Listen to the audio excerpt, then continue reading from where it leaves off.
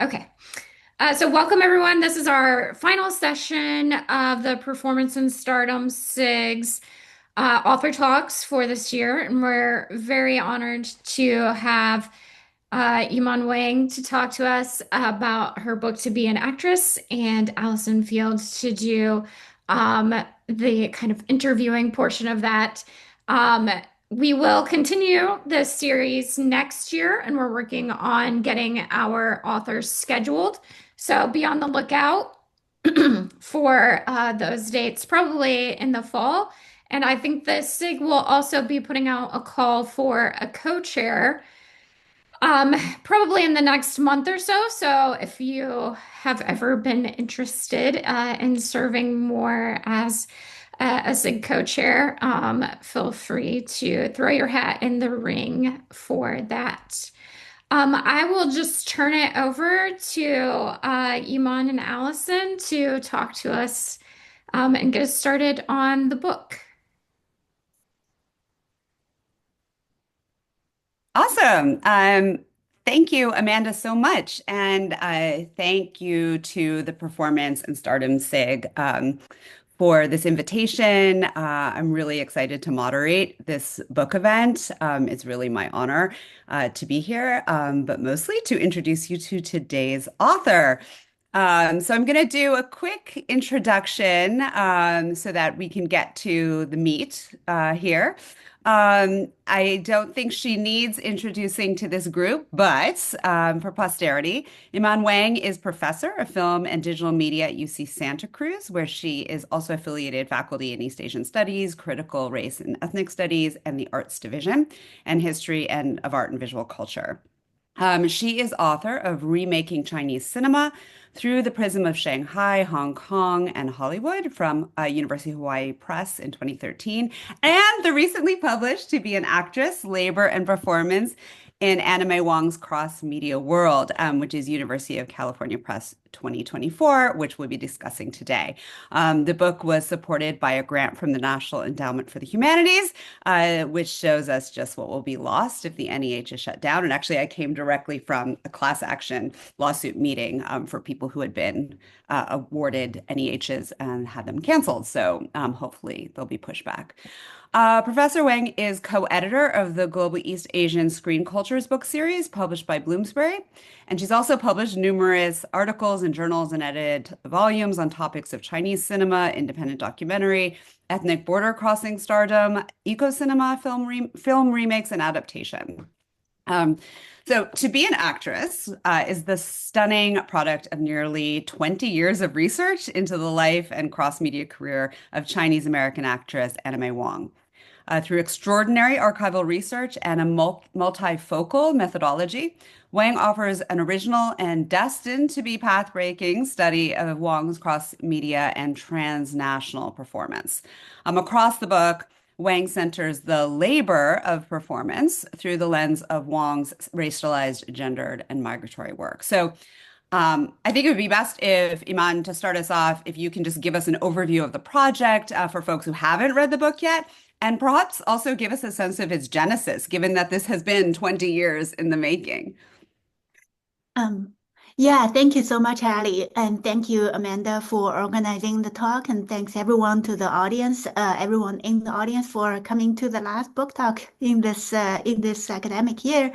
I'm so excited to be part of this series as well because I myself have benefited from other people's book talks, so really appreciative of this opportunity. So, in terms of the genesis and the sort of basic idea of the book. The genesis, the reason that it was from 20 years ago was that I was freshly out of graduate school and everyone was telling me to put my dissertation aside so then I can come back to it with a new pair of eyes. So that's what I did. So I started to become interested in Anime Wong, sort of as someone who is very different from what I discussed in the book, in the first book, in my dissertation that turned into my first book. That was, on film remakes, triangulated film remakes between Shanghai, Hollywood, and Hong Kong, with a primary focus on the first half of the 20th century. And then when I put that aside, I became interested in Anime Wong as a border crossing figure. So thematically, it's continuous with the dissertation. And at that point, I was really intrigued by her role in Shanghai Express in comparison with Marlene Dietrich. That film, I'm sure everyone is familiar with it, and we all see her as the foil for Marlene Dietrich's Shanghai Lily. But it's now agreement that she has stolen the show in that film.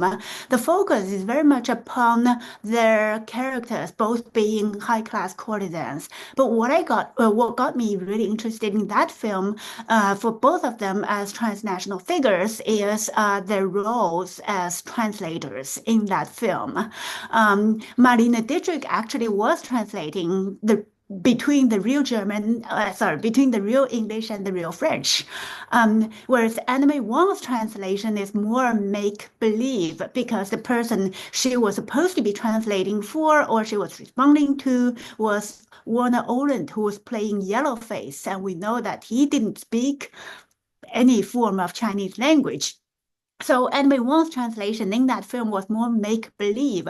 So that got me interested in her not only transnational border crossing career, off screen for herself, and also for her character on the screen. And at the same time, this kind of border crossing career is very much hinged upon translation on multiple levels, visual, linguistic, gestural. So that's sort of like the genesis of the whole thing. And the little did I know, it would take me so long to complete the book. Actually, at the time, I had a fantasy that if I needed to put my dissertation for a while, maybe I can actually work on Anime One as my first book, as my tenure book, essentially. I received very wise advice to not attempt that because that means I would have to start the research from the scratch.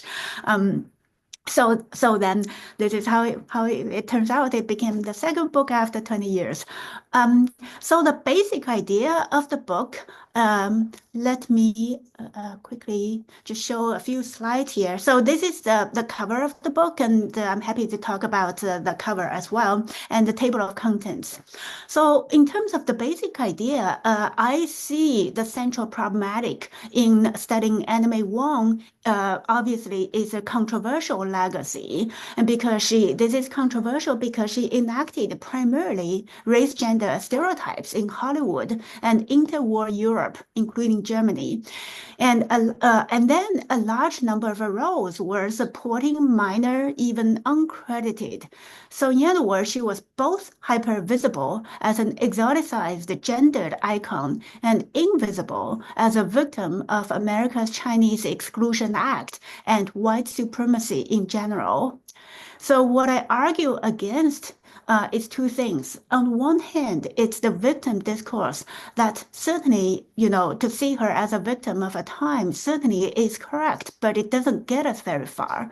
And the other side that I also argue, I also criticize is what I call the celebratory presentism that presumes that the teleological progressive history could fix all the wrongs in the past, and our enlightened present time has done justice to Anime Wong. Because now we actually do see Anime Wong in circulation, and in some way she is now being re-iconicized, right? Does that mean that all the wrongs can be automatically eliminated? I don't think so, right? And given the very deep dire situation that we are in right now, right? It's really flies in the face of any form of celebratory presentism.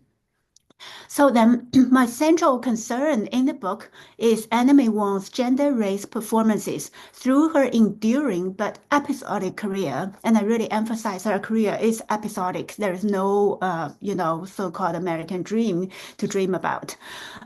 So this is a career that lasted from 1919 to 1961 that encompasses film, theater, television, and occasional radio. Her visual and vocal performances take place not only in the center stage as the leading lady, but also in the margins, the background, even off the camera and off the stage, which demands a method that challenges star studies to refocus on the labor and performance off center and off focus. So Wong's performances, I argue, address white mainstream and racialized marginalized audiences on different registers. Furthermore, her border-crossing, cross-media, and peripatetic career paralleled with the careers of her contemporary racialized female performers, such as African-American Josephine Baker and Nina Mae McKinney, Chinese-Australian Rose Kwon, Chinese African-American Lady Zhen Mei, aka Josephine Moy, and more. And their concatenated, even if barely collaborative endeavors suggest an obscured genealogy of ethnic female performers who laboriously and strategically navigated the Euro-American mainstream entertainment industries, subtly challenging the latter's white supremacy and exposing its predication upon non-white female labor. My study delineates Anime Wang's signature performances, and the signature is both literal and metaphorical, which I theorize as Oriental display. Oriental in quotation marks display with parentheses around this as a way of understanding both her showing off this kind of Oriental femininity and at the same time deconstructing it. And this is the foundation of our cumulative, citational, and reiterative authorship. Methodologically, the book retools the glamour-driven star studies, which is a subfield of film studies, as we all know, into labor-centered performer-worker studies. So I might just show a few more things. And so then, well, basic idea, the pivot in my book includes this idea of going behind the screen, going behind the scenes.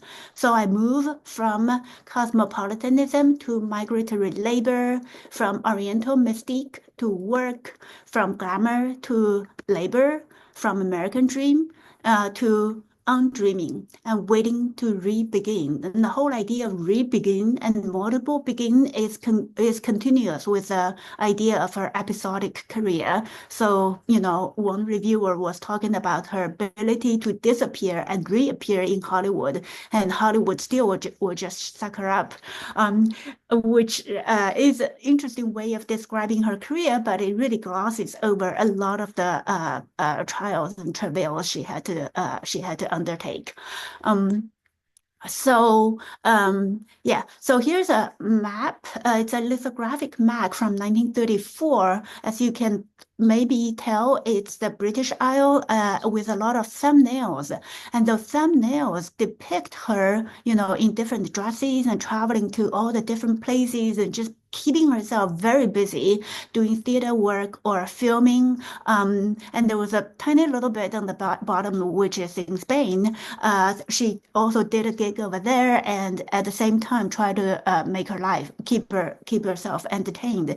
And also on top of this, at the very bottom of the map, you can see her signature in both Chinese and English, and season's greetings, Merry Christmas, Happy New Year. So this is a lithograph. This is a map that she had made to publicize her work, to basically literally put herself in circulation to show people how busy she is, right? And to show how desirable she is. And you at the same time using this as a greeting card.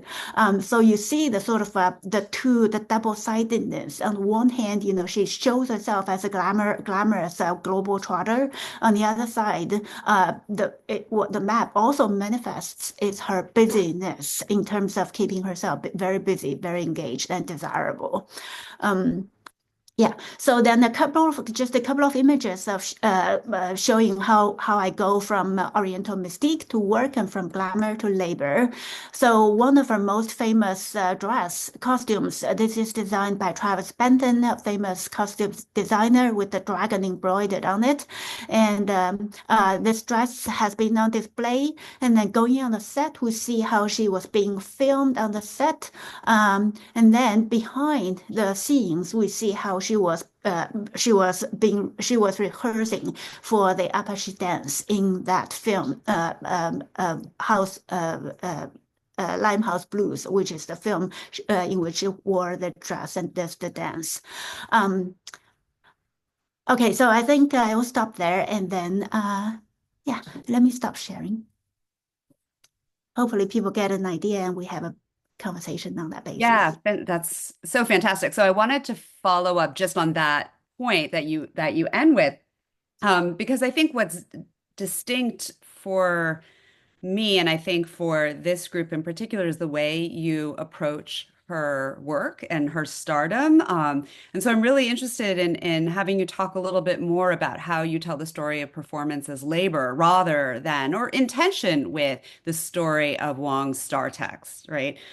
So maybe if you could tell us a little more about the ideas you have about the performance worker approach that you take in this book. Yeah, so yeah, exactly.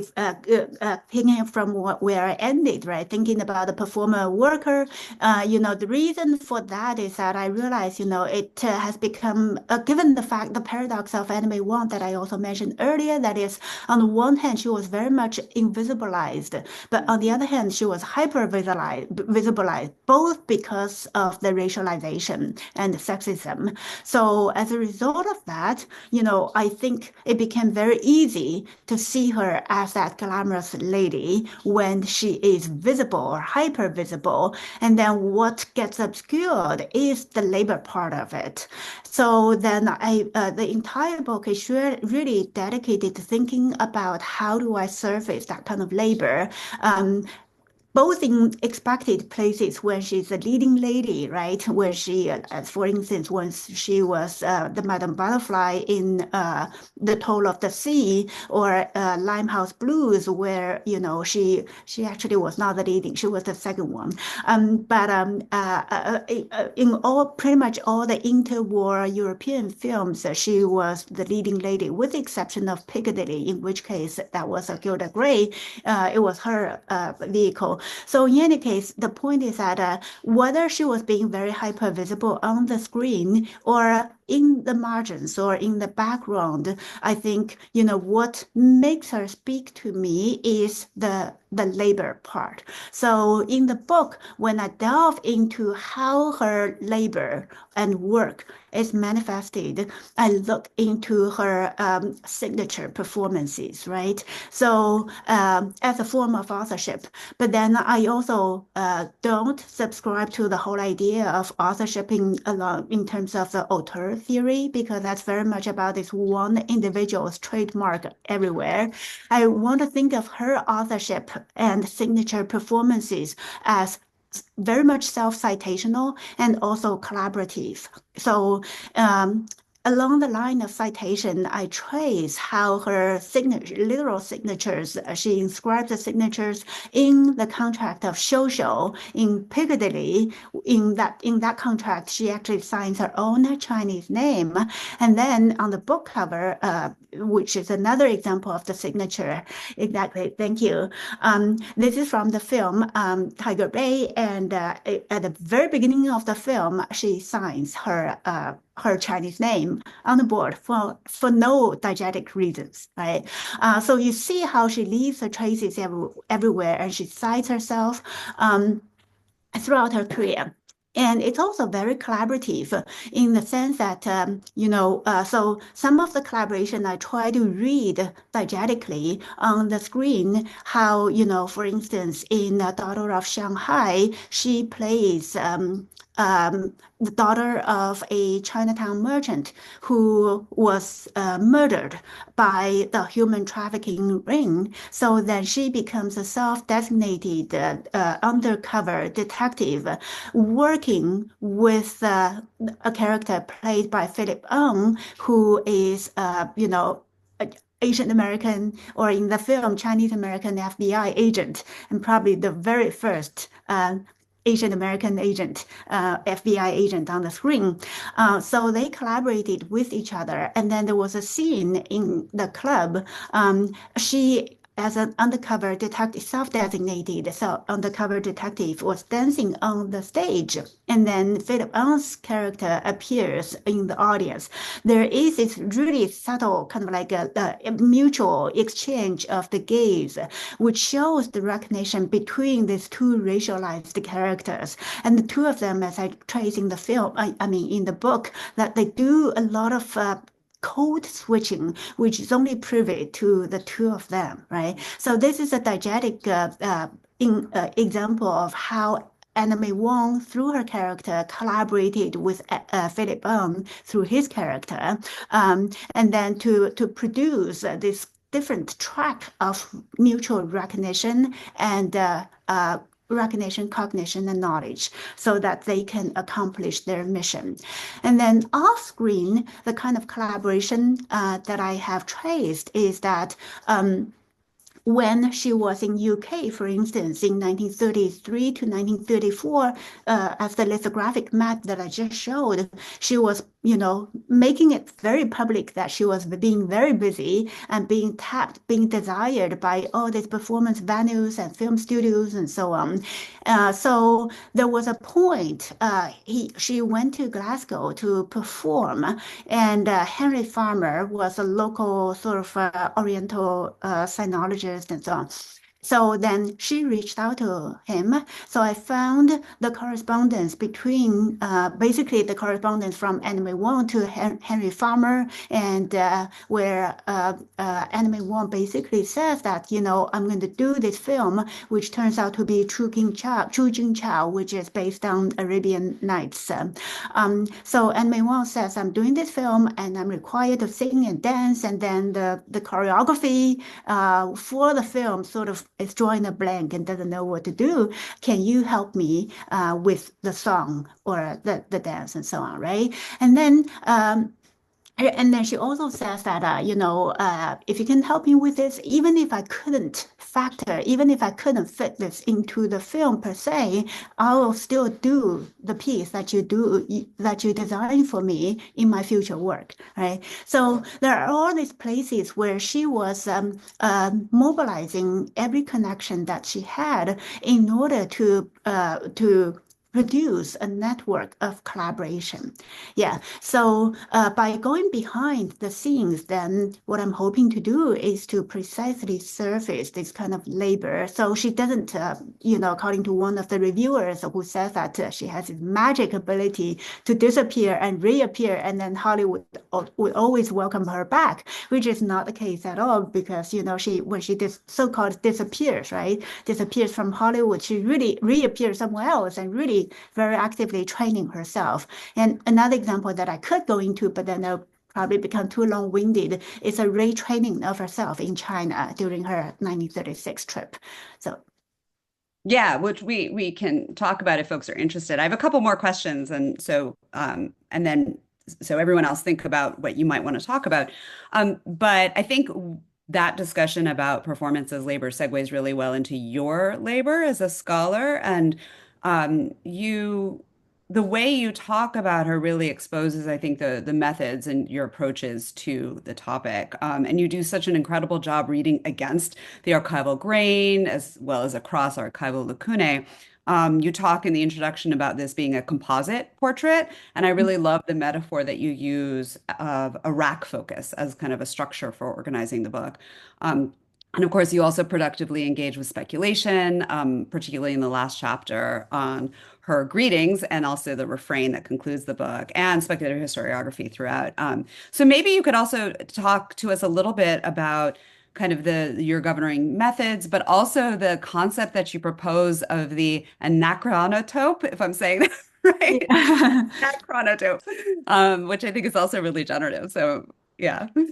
Yeah, thank you, and thank you and many other film historians. Your work on speculative historiography, critical fabulation, right? And all of these have been really, really generative. It really helped me to see how I can carry this narrative through, right? Because Anime Wong has its 1,000 death fame, which is so gloomy and doomy. And so I did my best, try to do reparative reading for her, all the suicidal or, being killed. All the scenes where she has to die, but but I'm very happy that the speculative historiography allows me to think through her performance as a comedian, and those are the truncated moments, which I think is high time that we find a method to speculatively revive her as a comedian, not just a tragic star. So then going back to the question of my labor, exactly. So I sort of see, I was talking about Anime Wong's collaboration with everyone that she can think of in her lifetime, right? So I sort of see myself as co-laboring with her, collaborating, also co-laboring with her, and she really is my historical companion. Not in the sense that she's showing me where to do, because I do have to do some very heavy, reparative reading in order to make a narrative uh, that I think is in the spirit of her life career. Um, so, um, Having said that, the idea of anachronotope, obviously I coined a term. So I read it as anachronotope. Uh, Playfully, on the playful side, the Anna is a reference to her first name, Anna May Wong. But theoretically, my investment in this has to do with Anna being something that's usually reversed. It's basically Anna as a prefix that means out of order or being reversed, and chronotope, which means time and space. So I basically runs anachronism and chronotope together to think about a particular mode of a performance, which is about leveraging something that's out of the context, out of time, and out of space, right? And this again goes back to my critique of teleology, which assumes this kind of chronological progressionism, right? So to go against that, I sort of coined this term to think about how she leverages this out of jointness in order to show that whatever that is seen as passé or old-fashioned uh, actually is still very important. So to give you an example, uh, she learned to chant a Tang Dynasty Chinese poem when she was still very young. And it was a occasion where, at that point, she met Moon Quan, who is a Southern Chinese filmmaker and poet. And Moon Quan was someone who was also a very transnational figure, and she was traveling between the US and China very frequently. So she had a lot of transactions with Hollywood film studios as well. And then Anime Wong met him and actively asked him to teach her some Chinese songs so that she can perform at white parties. So that Moon Quan taught her this Chinese poem chanted in their shared Taishan dialect. And this is something that she learned when she was still very young. But then she sort of really owned this poem. And then in my introduction, I traced how across quite a few decades, from early 1930s into the 1950s, periodically, whatever the context might be, it could be a fiction film, it could be a short review film, whatever the context might be, be and whatever the character might be, she will just pull this out of her hat and then she will find a corner to sit in and start to chant this poem.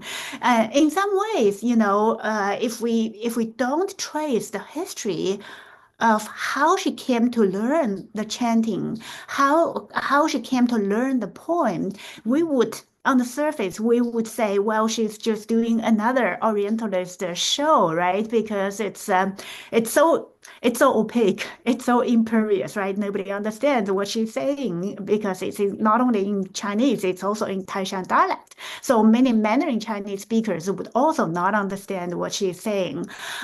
So it could come across as this Orientalist set piece, right? She's performing that all over again. But if we sort of go behind the scenes to learn about the history, then I think it really requires us as scholars and as viewers to put all the dotted points together, right, across all the decades. And then it shows up a different picture, right? So basically, parallel with all the all the performance that she's doing for the mainstream productions, at the same time, she's weaving her own narrative. And that narrative is very much obscured, but it's there. So it requires us, it's incumbent on our labor to visualize that. So That that's one example of one yeah, example and the chronotope. yeah, I think that actually segues to the other question I had that I think will thread both the idea of the labor of performance and also methods together, which is really, I mean, I know the answer to this for how I read this book, but I really am interested in what lessons you feel that scholars can draw from Anime Wang's life and career, but also from Wang, the scholar, in our own work on performance and stardom. So how much of the case do you find is specific to Anime Wong, and how much do you think it might help open up avenues of inquiry into other performers, whether it be through method or lessons you have about how to read? I mean, the last anecdote you ended with about the chant is so illuminating, I think, for all of us to probe beyond kind of what's on the surface of things. So, yeah, how can we apply what we read here to other areas? Yeah. So obviously some of the specific modes of performance are very particular to Anime One and her abilities and her ways of leveraging her resources. But I think the idea of performer, the focus on labor and the idea of performer worker can be relevant to our study of other performer workers. Now, in my eyes, I want to see everyone as a performer worker to different degrees, right? But we all perform, like we are academic workers. So the people in the entertainment industry, if they're in front of the screen, they're performer workers to my eye. But on the more serious side, thinking about how my study of her can be relevant to other to the broader field of star studies. I think that in my book, which is something that I'm moving into currently, is to think about the genealogy of other racialized performer workers. And actually there have been some articles being published comparing Anime Wong with Josephine Baker. I haven't seen any comparison. I did the juxtaposition of Anime Wong and Nina Mae McKinney in my book, but I have not seen a full length comparison of the two of them, and Anime Wong and Rose Kyung, who is Chinese Australian, and so these are basically the people who are more or less contemporaneous with her. So in other words, there is this kind of horizontal landscape that can, if we take the lens of performer worker, it'll allow us to map out that broader landscape. So Anime One by no means is the one and the only, right? There are many other racialized female performers in her similar situation, and they were deploying similar strategies, performative strategies, sort of given in very subversive ways, right? And then vertically, Anime Wong has been seen, Nancy Kwon has been seen as a very direct successor to Anime Wong. And actually, as we are talking, I think Nancy Kwon just had a memoir that came out these couple of days. So she has been seen as a direct successor to Anime Wong, and it's unsurprising. And Nancy Kwon also had to struggle with the stigma of playing, the world of Susie Wong, right? Yeah. So I am hopeful that the lens of performer worker can provide a method for thinking about this broader genealogy, whether horizontal or vertical, of the racialized, very engaged, and also very subversive performer workers. So the last question I'll ask before hopefully others will jump in is I'm thinking about how this is in particular an audience of scholars. So I want to talk a little bit about the publication process and especially the decision to go open access with UC Press on the Luminos platform. I know I'm holding up a hard copy, but you all can read it from the UC Press website, which also is pretty incredible that both the hard copy and then the Luminos platform has embedded videos. So you use your QR code or you just click on it and you can actually see the clips that you do the analysis of. So maybe talk about that process and that decision and then what you hope to gain from that open access. Yeah, so the open access is something that I became interested in, because I've seen books published in that series and I knew how enabling it was. And then I had a chance to talk to the press editor, Raina, and she also strongly encouraged that I publish with open access. And I think that because I do want to include film clips in this book, and at the time I did not know that the hard copies would also include the QR code. Then, so for me, it's kind of like a no-brainer that if I wanted to include the clips, and especially, yeah, so if I wanted to include the clips, then the open access where I have a platform where films can be hosted and streamed, that's kind of like a no-brainer thing to do. And yeah, so I have benefited from other books on that platform as well. So. Great. Thoughts, questions? Eli. Hi, can you hear me? Yeah. Thanks so much for this. This is a wonderful talk. I had a question sort of about labor and performance in relationship to technology.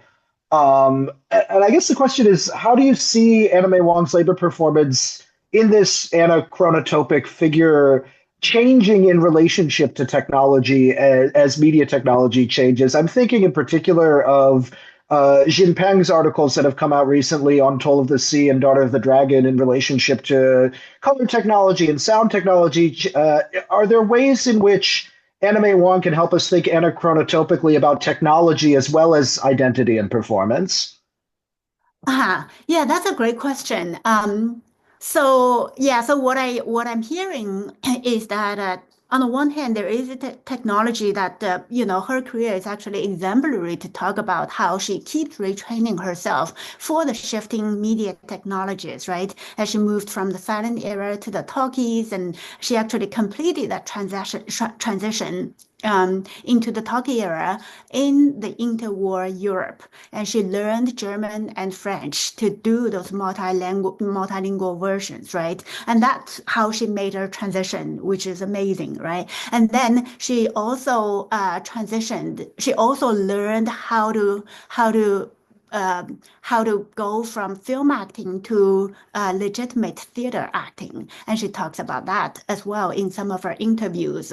And later in her career, as she was aging, so there's another topic that I didn't quite touch upon in the book, which is ageism. right?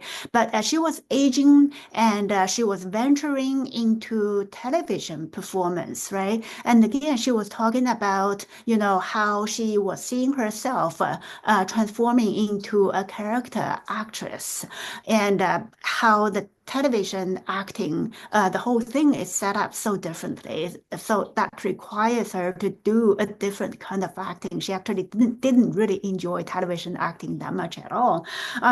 So I think, you could, in the book, I also go into this critical moments to tease out how she actively retrained herself to adapt to the different acting, to the different technologies and also the media forms, right? But then the other part of your question sort of flips technological the technological shifts, the chronological technological shift, right? Because if I go with anachronotope, then there is something to be said about, so does that mean that she also carries some of the, silent film acting techniques into the sound film acting? Or, how does she sort of both retrain herself, but also retain some of the previous techniques for a different technology, right? Yeah, so that's a really great question. And my sort of quick answer would be that since I trace her signature performances throughout her career, right? So there's definitely something that's very much continuous, regardless of what technology she's working with, right? So there is that kind of continuity. So I guess in some ways, maybe there is a way of thinking about that continuity itself, the continuity is more about reiteration, right? Reiterating the signature performances, right? That's something that she really holds on to. And that's somewhat anachronotopic. Even at the same time, she was also retraining herself for a different technology. Does that make sense? Yeah, thank you so much. Great question. Other questions? I'd like to ask you more than to expand on what you promised about her time in China and what that was like and how that informed kind of and your reading of her career. Yeah, yeah. Thank you so much, Ali, for bringing that up. And now it actually allows me to also make a connection back to Eli's question. That is, when she went to China, it was under a very dire situation. She was excluded from the good earth. And then, so she decided to go to China and with the proclaimed purpose of learning about what the real China is. So that she did put in a lot of efforts to acquire Mandarin Chinese and also to learn Chinese calligraphy, to learn opera, Peking opera especially, right? So with all of this, her proclaimed purpose is to say that, in my argument, I say that she was making the bid for the spokesperson position for China. And the bid it was against MGM's The Good Earth. Obviously, it's David versus Goliath in terms of their respective resources, right? The huge discrepancy. But they were doing sort of similar things, and they were going to some of the same cities, and MGM was acquiring a lot of the farm, basically acquiring entire farms, including water buffaloes, and bringing them into Southern California to build the Chinese village. And Wong was acquiring qipao, which is at the time the Chinese women's dresses, and also Peking opera costumes and headgears and all of that, right? So, so then that was an opportunity for her to retrain herself to learn, Mandarin Chinese calligraphy, Peking opera, with the purpose of presenting a more realistic China, a more contemporary China to the American audience. But at the same time, the things that she is acquiring, whether skills or objects, all of these are both contemporary but also antiquated, right? So then the costumes, the picking opera gear that she acquired in China later on in 1937, after she came back to the US, she would perform. She did a costume parade in one of the review films. So she would perform these and really highlight the royal genealogy of the picking opera dresses, right? So in that aspect, we could say that the retraining and the anachronotopic performance really go hand in hand. But the other thing that I wanted to say in terms of a retraining in China was that she was in conversation with the Chinese filmmakers and theater workers. And so they were exchanging ideas about how to make she was very specifically expressing the idea that Chinese films tend to be under-edited, and her reasoning is that it's probably because the film stock is very precious, so the filmmakers couldn't afford to do a lot of edit out. So as a result of that, she says the drama films tend to be under-edited, and her suggestion is that China has all these things that nobody else can make, including Chinese landscapes and all of that. And so Chinese films should really put focus on, stuff that other people cannot make. And the most important part that other people have also written about is obviously Anime Wong's filming and being filmed during her China trip. So her collaborator there is newsreel Wong, who interestingly also collaborated with the MGM crew when they were in China doing location scouting. Newsreel Wong also worked with them. So Anime Wong, even though she was not happy with what MGM did to her, she was not having hesitation in recruiting Anime Wong to film her own trip. And she also brought her own 16 millimeter Kodak camera to do the filming. And she also brought her lighting equipment as well. So that's a real big highlight during her trip, that she was both filmed and did her own filming. And the footage, as we can see, most of the footage are at the UCLA TFT archive. And I have one clip of that. That's the footage from 1936, but then that sort of got reworked into a television episode in the 1950s. So that's a really important, and that's also the point where she felt it was such a pivotal moment in her life career. And then in 1937, after she came back to the US, she started to have this idea of her careers being composed of multiple beginnings. And coming back from China jump-started the third beginning of her career.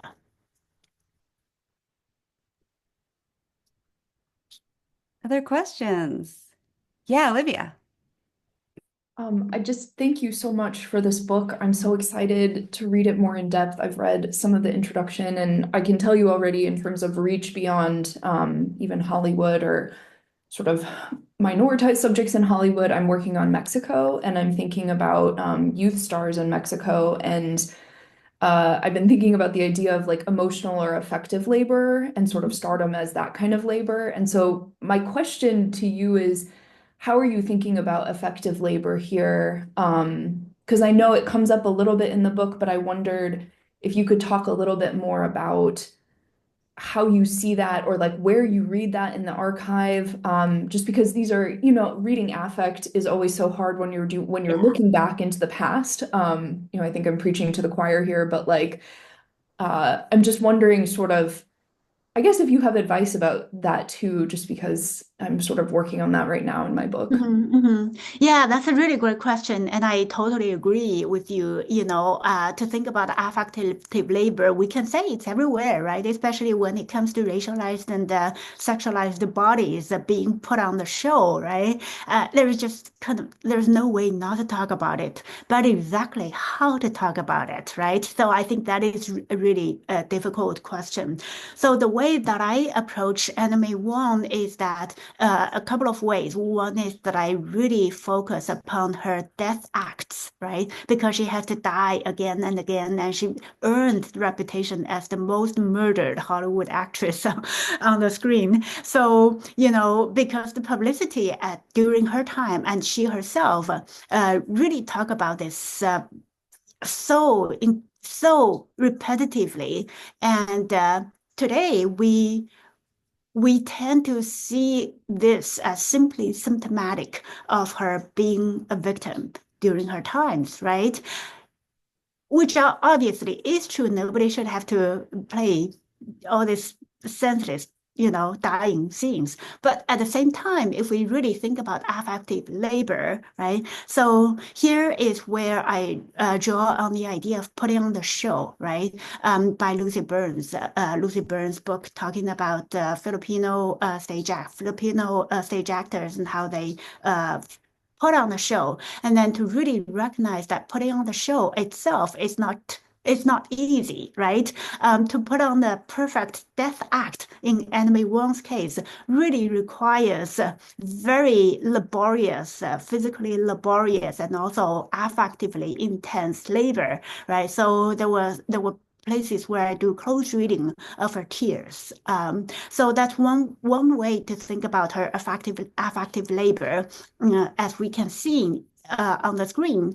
But another way that I look into this was I have mentioned several times how her life career is episodic, right? Because she was out of job, she had to go somewhere else, and then she came back, and then she retrained herself and came back and re-begin her career, right? So just to deal with all of this extremely precarious conditions, work conditions, right? And to constantly have to sort of be on top of the game, retrain herself. So that itself, to me, is also the disappearance, the seeming disappearance, and whole process of retraining also requires both physical and affective labor. And I toward the end of the book, I focus the whole idea of not the whole idea, but the whole affect of fatigue and waiting, right? And it's this kind of situation where no telos can be presumed at all, right? So one just has to do one's best under whatever circumstances and wait. And recognizing that one is tired. So when I looked into her letters to Colin Vecton, which are stored at Yale University Special Collections, when you go through her writings, you really feel that kind of, yeah, one day I'm feeling great. I can even do my deck again, kind of like repolish my deck again, right? Nothing scares me. And then the next day is that there's still no work and I'm still waiting. So you really feel that kind of sentiment coming through to you, and you can't help that goes back to the co-laboring, my co-laboring part with it. It's very much a process of co-laboring. Yeah. Other questions? Elise pointed out that it's so interesting that she excelled in the gestures of 19th century stage melodrama, dying, fainting, crying before working as a stage actress. Yeah. Eileen. Yeah, hi, thank you so much for this talk and for this book. And I mean, kind of to Elisa's point about the melodrama, I was interested. I mean, you refer to the death acts as histrionic death acts in the book, but there are also moments, I think it's in Shanghai Express, you talk about her underacting in relation to Marlene Dietrich. And I guess I was sort of curious about how you saw her navigating the stylistic norms around acting, whether for like racialized performers, for Chinese American performers in particular. I guess I'm curious about this sort of dichotomy between, in some moments, a sort of overplaying of the death act as a way to sort of distance herself from or comment on sort of the norms and expectations of the Death Act, but then in other moments where it's this underplaying as a sort of commentary on the character. I guess I was just curious how you thought about how she used acting style and sort of stylistic norms as a way to, like, in some points you talk about sort of disidentification from the character. But yeah, I was just curious how you thought about her navigating styles and whether that was something you mainly came to through like close readings of the performance or whether that's something she talked about at all in her lifetime. Yeah, that's a great question. I think for the most part, it's me reading her acting and her acting in relation to the characters around her, right? So then I think the whether it's overacting as in The Toll of the Sea or underacting as in Shanghai Express, I think the my central argument is that all of this is really about performing whether they're stereotypes or subverting these kind of stereotypes, right? So there is a tremendous degree of opacity to it, and there's nothing we cannot really take these acting as literally transit to, her translating her characters and so forth, right? So as to whether she systematically navigates the different acting skills, she did talk about her when she was doing interviews, she did talk about as a child how, she would go watch films of the early melodramatic serial melodramas, right? And then go back and then sort of mimic the action, by placing herself in front of the mirror and then making her siblings into her co-actors and so forth, right? So she does have that kind of like uh, the enamored a relationship with silent melodramatic silent serials, and to some extent, you can see that she sort of models her acting on them, but at the same time, I think she also really designs her own approach to acting and also her ways of talking about acting. Two instances. One is that she has this whole at different times in her career, she would bring up her mother's idea of how acting for the camera steals someone's soul, right? So you cannot keep acting because otherwise your soul would be completely stolen, right? And I'm sure this is another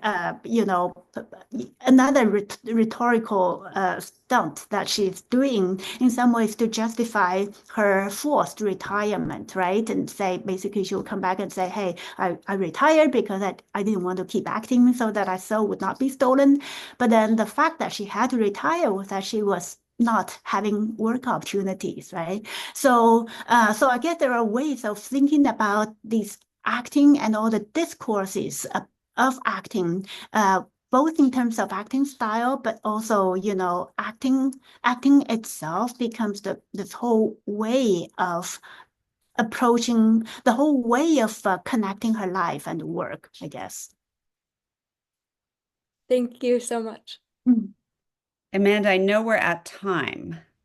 Yes. If anybody has any final questions, I think we can certainly hang out for another few minutes. I don't want to cut anybody off if they have another question. This is a really fascinating talk, and so generative. I think it really gives us a lot to think about over the summer as we're all kind of working on our own projects related to performance and stardom. So thank you so much for sharing these ideas with us today.